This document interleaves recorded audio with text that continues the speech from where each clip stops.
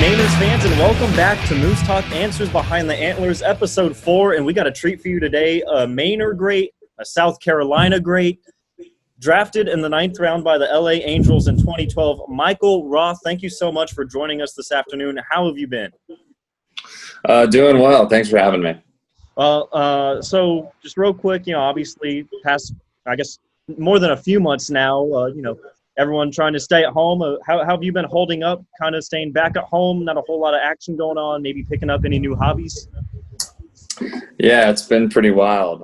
First few weeks I stayed at home. I did not go into the office, but now I am back and moving around. I don't do well staying at the house. So it's definitely a little bit different, not traveling like we normally would during the summer. But it's not bad. All right, so who are you working with right now? So I sell like office buildings and industrial buildings in Greenville. So I'm with a firm called NAI, Earl Furman. We're like a national network of commercial real estate brokers. Awesome. Well, talking South Carolina, 2-time College World Series champion. The first question I'll get right into is from a fan-submitted question asking, what was it like, the transition for you in particular, going from aluminum bats playing in college and then going to the Wooden Bat League playing 2 summers in Maine? Was it a huge difference, or maybe not as much as some people might think? In high school, you end up playing in a good amount of wood bat tournaments, especially with Perfect Games started having the World Wood Bat Tournament, which was, a big tournament in the summer, and then they would have another big tournament in the fall.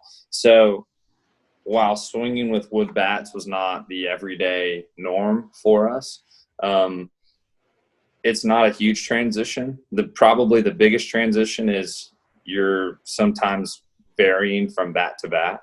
When you get a metal bat, it's the same bat, whether you pick up, if you get a Rawlings bat, you can get the same Rawlings bat. And if it breaks for some reason, you can get the same bat. But with a wooden bat, sometimes that is not as easy. So especially in college, when you're not ordering 24 of the same, like a lot of the professional players do. You just don't have the means for that. Yeah, no, it's not financially feasible at that point when you're 19 and living on ramen for most of us out there. Definitely. All right, so we'll get into spending 2 summers with the Mainers, the 2009 NECBL All-Star.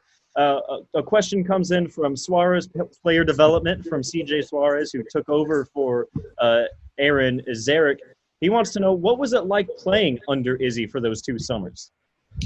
Yeah, we had a blast. I loved Izzy. We had a good time. We had a pretty good team, and especially in 2009, I don't know if that was Izzy's first year or not, but we had a good group of guys, and we used to, you're always on the bus almost every other day or something, and so he played a good mix of movies. That was back when we actually used DVDs, and not wasn't purely streaming devices.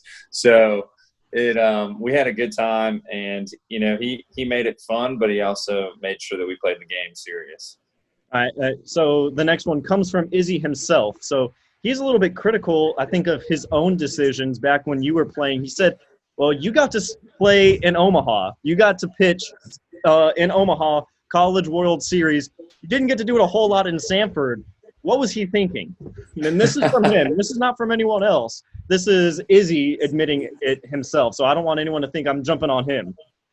This was me. I think this was more my call, more so than his. When I went to South Carolina, I got recruited as a hitter, as a first baseman. And in my freshman year, I didn't hit as much as I would have liked to. And then just ended up pitching out of, virtue of necessity. And then same thing, in order to get on the field my junior year, I really just had to become a lefty specialist. But hitting was always something that I loved doing and enjoyed doing, because I got to play every day. As a pitcher, you don't get to play every day. Yeah. So I remember when I signed, when I was picking summer teams my freshman year, it was to go play first base and play every day. Okay. So I think I did pitch once when in Sanford my first year in 2009, but I definitely didn't pitch that much, and so Izzy, he can't shoulder too much of the blame for that because I don't think I was really willing to pitch that much. All right. Well, again, just Izzy was the one who brought it up. No one else. He said it was questionable on his part, but I'm glad we were able to clear that up. So, staying with your time in Sanford, what was your favorite memory out of those 2 years? I mean, I've gotten to talk to a couple of former players and Izzy as well, just getting to hear different stories. But for you, what stood out the most? Maybe a bus ride or something playing at that historic Goodall Park. Oh, I don't know. It's hard to really think back, and I don't know if one specific thing sticks out. I definitely remember. I do remember one game. It was in playoffs when we were. I think we were losing, and we may have been in. The team that's got turf in the infield, and they have like a. I can't remember which team it is, but I think we were losing like 3-0, and I hit a home run that brought us within reach to win the game, but we didn't end up advancing. But I remember that just because we were kind of like wanting to win, but also it was so long, such a long season sometimes that you're like, man, it'd kind of be nice to go home. But I also remembered I just remember a lot of the bus rides and having fun. I remember playing, Goodall Park was great. And even going to Newport, that was a fun trip. So probably just, staying. It's the first time that it was playing baseball pretty much every day. Yeah. And it was a taste of what minor league life would look like for me. Well, and getting into, I've heard that Newport was another nice ballpark for a lot of players to visit. So when you got into the minor league system, it's kind of a two-part. What was your favorite minor league park that you got to play in, and what was maybe the one that you didn't think was very fit to host maybe an affiliated team, if you have one off the top of your head? Favorite minor league park. That's tough when you're playing I was fortunate enough to make it up to, AA and AAA, and in a lot of those parks, I mean, Columbus was a really cool park, playing in Columbus, Ohio. Even Round Rock had a really cool park. So did Des Moines, Iowa. I guess I'm trying to think what didn't fit. New Orleans has a nice park, but it's in the middle of nowhere and there's no fans. So you would just think New Orleans would be a lot more fun. Mm-hmm. Kind of out in the middle of nowhere, huh? Yeah, you're not out. You would expect going out to New Orleans. Yeah, no, you would think it would be a lot more fun. And so I feel like New Orleans has a lot of work to do, that they could make it a lot more of a fun environment. And I didn't play in the new Vegas ballpark, but I'm glad they got a new ballpark because they needed one. So that would be another one that they needed to upgrade that ballpark, and they have. So perfect. I'm sure that's a good one. But you don't have to feel like you have to answer this. But when you got to New Orleans, any trips up to Bourbon Street, perhaps? Oh yeah, for sure. We we had one of the big leaguers was rehabbing, and instead of typically when a big leaguer comes and rehabs, they'll like buy a food spread for us lowly minor leaguers, and or at least we peer pressure them into doing so. And but this the guy that was rehabbing there, instead of doing that, bought us. They've got the drive-through slushies or the drive-through drinks that you can get. So he got us like a box of those and rented a party bus to drive us around. So that made it a fun night. Well, I think that's a whole lot better than buying dinner. I would think. I agreed. I think some of the guys that had to play the next day may have not, been as excited as the pitchers that didn't have to do anything, but we had fun. Well, that's pretty cool, and that's something that maybe a lot of fans don't think about, like you said, MLB players coming in and doing the rehab, but that's definitely a really cool thing. And it sounds a little bit better than just buying a spread. So the other one comes from a fan submitted question. What was going through your mind when you made your major league debut? If you can remember, I don't know if maybe you just blacked out, just how intense that was, but what was take us through what that was like. Man, when I got called up, when I was first told, I didn't really, I thought they were kind of pulling a prank on me. I thought they were joking around just because it was my first full season. And so I had only thrown, I had made one start in AA, and I was in line to start in 2 days. So I just thought they were, I thought they were trying to pull one over on me and make a joke. And then it was just kind of a crazy day.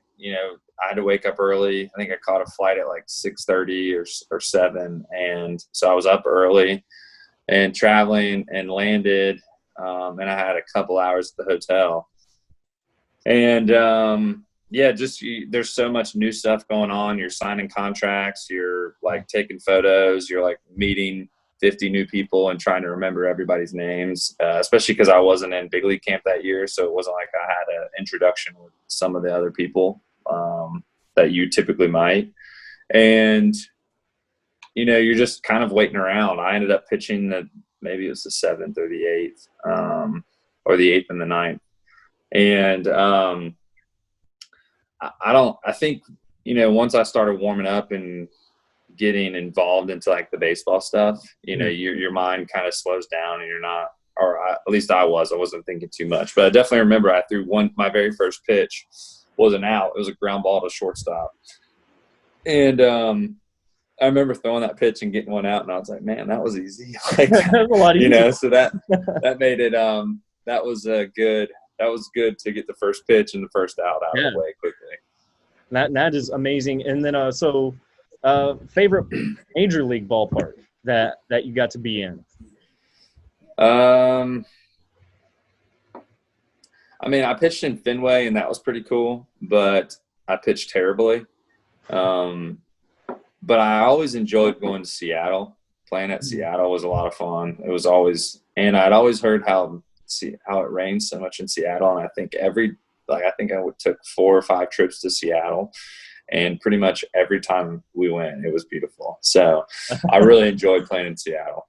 Awesome. All right. And then the last one comes from Christian Dunbar, who's in the front office for the Mainers, asking, so we have sports starting to come back. Are you going to find yourself watching a lot of baseball, or do you have a different pro sport that you prefer to watch? Yeah, I do. I'm actually a big soccer guy. So soccer. Okay. Yeah. So watching the Premier League is definitely that's my go-to sport to watch now. When I watch baseball, it's more watching guys that I played with, or watching guys that I know. I don't really have a team that I pull for anymore. But yeah, definitely soccer, English Premier League. Well, they've done a great job of getting back into action. One of the first leagues to get back. So that's been great. I know I've been starting to get into it a little bit.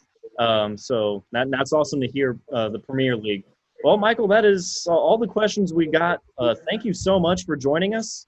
And we wish you the best of luck, and we hope to hear again from you soon. Again, great Mainer, 2009 NECBL All-Star, and that 2-time college World League champion. Michael, thank you again so much. Take care. Yep, thanks for having me.